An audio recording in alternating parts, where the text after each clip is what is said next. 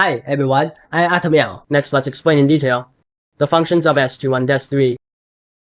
The function in the S2 block is about the corresponding map channel name. You want to search for the function of S2. We currently design 9 map channels. In the future, if you have any needs, feel free to write and inform me. I will consider whether to add a map channel for you. Here I will first use base color as an example for explanation. Currently, you can see my route map. The suffix for the base color it wants to search for is a suffix named BP. This way,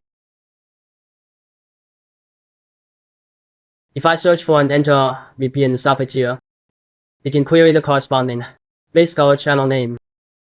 One thing to note here is, under the map channel name, the part with standard symbols in front, special symbols are not allowed. So please remember here, you must only enter English names. Next is the S3 block. The naming of the first name in the S3 block refers to the prefix name of your created material shader. Here I can create it first and demonstrate to everyone.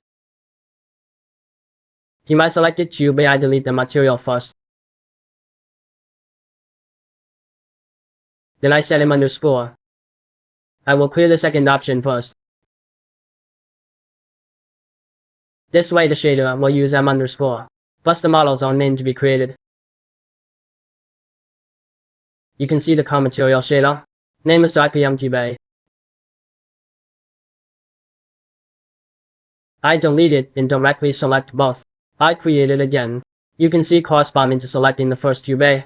Here's mcube. Cube is mcube.